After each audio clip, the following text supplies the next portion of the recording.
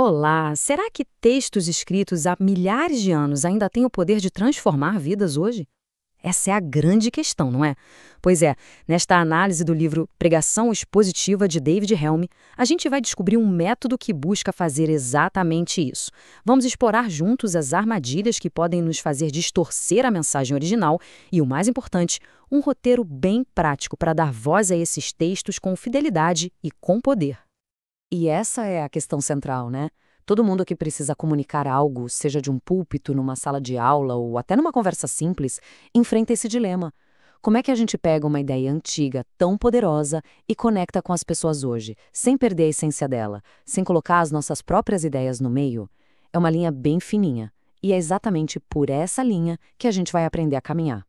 E para guiar a gente, vamos conhecer Charles Simeon, um pastor inglês lá do século XIX.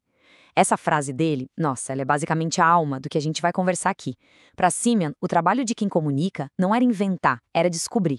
A convicção dele era muito simples: se ater ao texto e deixar que o próprio texto fale.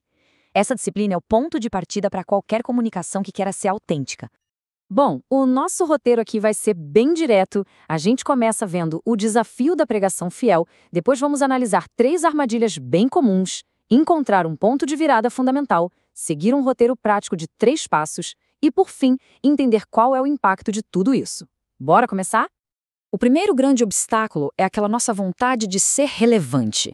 A gente quer tanto, mas tanto se conectar com o público que, sem nem perceber, a gente deixa que ele dite a mensagem e não o texto. E é isso que o livro chama de adesão cega à contextualização. É quando o nosso mundo de hoje acaba falando mais alto que o mundo do texto original. Olha, vamos deixar claro, contextualizar não é ruim. Pelo contrário, é essencial. É como construir uma ponte entre o mundo do texto e o nosso.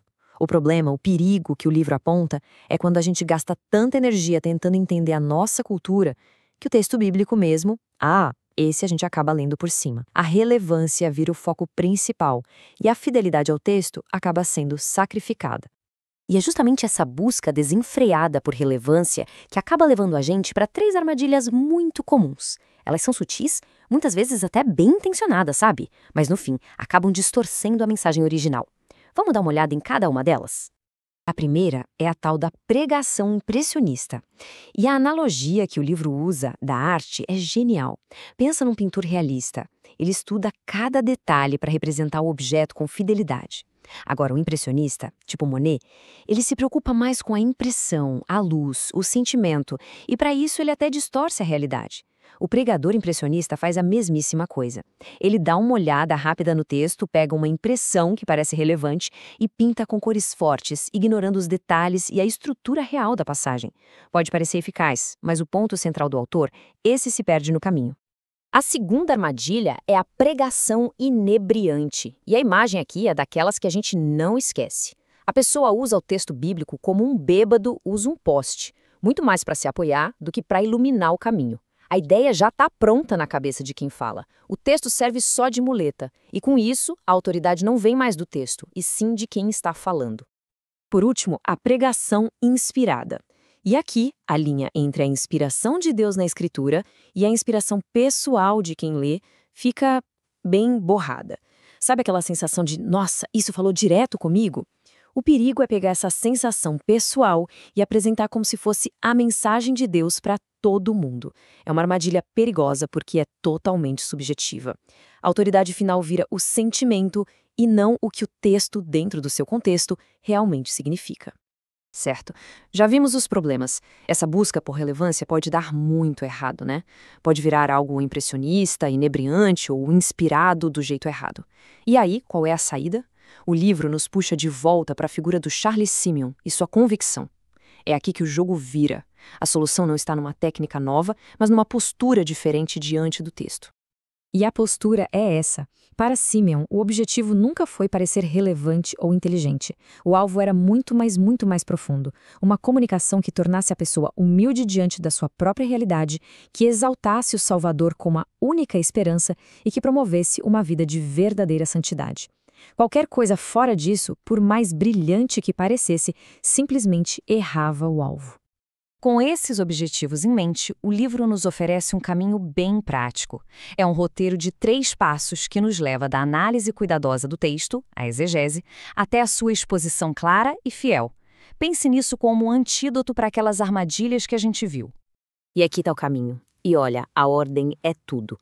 Primeiro, a gente começa com a exegese, mergulhando no texto para entender o que ele significava para os seus primeiros ouvintes. Depois, e só depois, a gente faz a reflexão teológica, conectando essa pecinha ao grande quebra-cabeça da Bíblia. E por último, com essa base sólida, a gente constrói a ponte da aplicação para o nosso tempo. Tentar inverter essa ordem é a receita para o desastre. O primeiro passo, a exegese, é um ato de humildade. A regra é clara. O texto manda. Aqui a gente coloca as nossas próprias ideias no mudo para poder ouvir com atenção o autor original. É mais um trabalho de detetive do que de artista, sabe? A gente busca a linha melódica do livro, investiga a estrutura da passagem e se pergunta, onde está a ênfase aqui? O que o autor realmente quis dizer? Só assim a gente garante que a base da nossa mensagem é rocha e não areia. Com o significado original em mãos, a gente dá um passo para trás. A reflexão teológica basicamente pergunta, ok, mas onde isso se encaixa na história completa? Nenhuma passagem da Bíblia é uma ilha, né? A gente precisa conectá-la à grande narrativa da redenção que tem seu ponto alto em Cristo. Fazer isso nos protege de tirar conclusões meio estranhas e garante que a gente está comunicando o Evangelho e não só uma lição de moral isolada. E é só agora, no final, que a gente chega na aplicação, percebe? A contextualização volta, mas agora ela trabalha para o texto, não manda nele. Com o significado fiel em mãos, finalmente podemos construir a ponte para o nosso público. A pergunta muda de o que isso significava para e daí? E o objetivo aqui não é só dar diquinhas práticas, mas aplicar a verdade do texto de um jeito tão preciso que ela confronte e transforme o coração. Então, por que todo esse trabalho? Por que essa disciplina toda? Porque o objetivo final não é criar uma palestra academicamente correta. O objetivo é a transformação de vidas. Vamos ver o impacto que essa abordagem busca alcançar. No fim das contas, tudo se resume a esta definição. Pregação expositiva é submissão. Significa que a forma e a ênfase da mensagem são ditadas pela forma e pela ênfase do texto. A agenda de quem fala sai de cena e a agenda do texto assume o controle. É o jeito mais honesto de simplesmente deixar a palavra de Deus falar. E o objetivo dessa submissão, nossa, é incrivelmente ambicioso. Não é só para convencer a mente, é para conquistar o coração. É alinhar a vontade, os sentimentos, as paixões mais profundas de uma pessoa com a vontade e os sentimentos de Deus. É uma busca por uma mudança completa, de dentro para fora. O próprio Charles Simeon usou essa imagem poderosa lá do profeta Ezequiel para descrever o efeito de seus primeiros sermões. Onde havia apatia, morte espiritual, a exposição fiel da palavra trouxe vida, trouxe movimento, uma agitação entre os ossos secos. Esse é o potencial transformador que existe quando a gente simplesmente deixa o texto falar com seu próprio poder. E assim, a gente termina com essa pergunta para reflexão. Seja qual for o nosso contexto, como podemos ir além da mera transmissão de fatos? Como podemos garantir que, ao comunicar ideias antigas e poderosas, não estamos apenas informando, mas participando do processo de dar vida? A resposta, como vimos, pode estar em uma submissão humilde e rigorosa à mensagem que nos foi confiada.